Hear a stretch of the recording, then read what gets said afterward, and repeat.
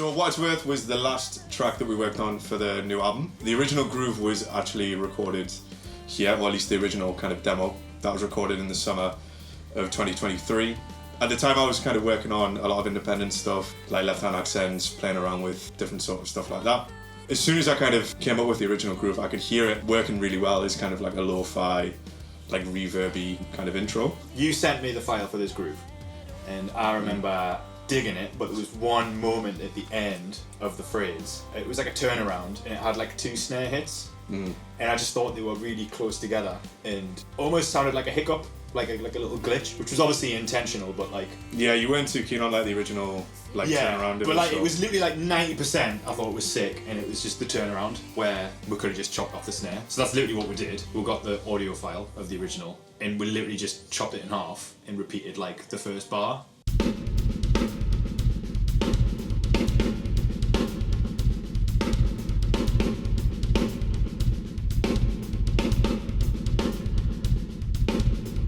And then from there, I remember we had like a proper like couple of hours in this room, basically just orchestrating the entire groove.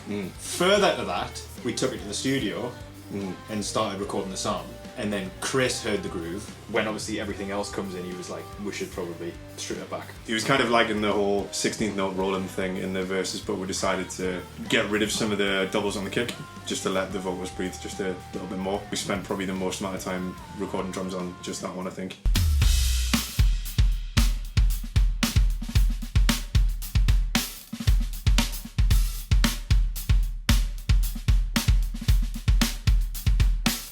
I remember we recorded maybe like 3 or 4 different versions of the bridge, and me and Chris couldn't really settle on what kind of cymbals to use, whether it needed a bit more kind of heft in the crashes, or whether it be a China thing or a hi-hat thing. I remember halfway through that he was like, Big Phil, needs to go right there. There was a fill there, but it wasn't kind of anything crazy. He was like, Big Phil, I'm feeling a Big Phil right there. The bust out the the Big Phil, so I was like, fair enough, I'll see what I can do.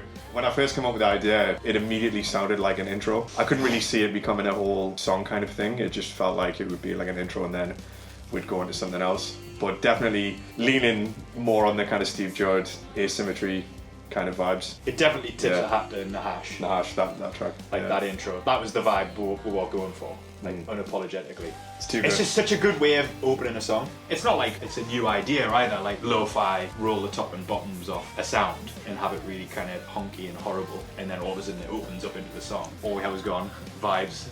Yeah, we did something quite similar on the first album. Similar kind of thing. I just think it's such a cool way to start a song. I think have that kind of weird, distorted intro vibe, and then you can always take it somewhere else from there, you know. It's always funny, like, whenever you come up with an idea, because sometimes, which has happened before, I'll come up with an idea and I'm like, there's a full song here.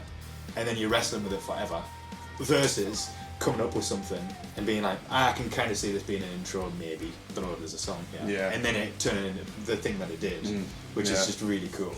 I think what else is quite strange about that one as well is the whole track's in 3, but it never, to me anyway, it never really feels like it's in 3. It's just got this rolling 16th note theme all the way through. It's got my favourite kind of groove tempo / pulse, where you can click a quarter note all the way through it, or you can bob your head normally all the way through it and not stop.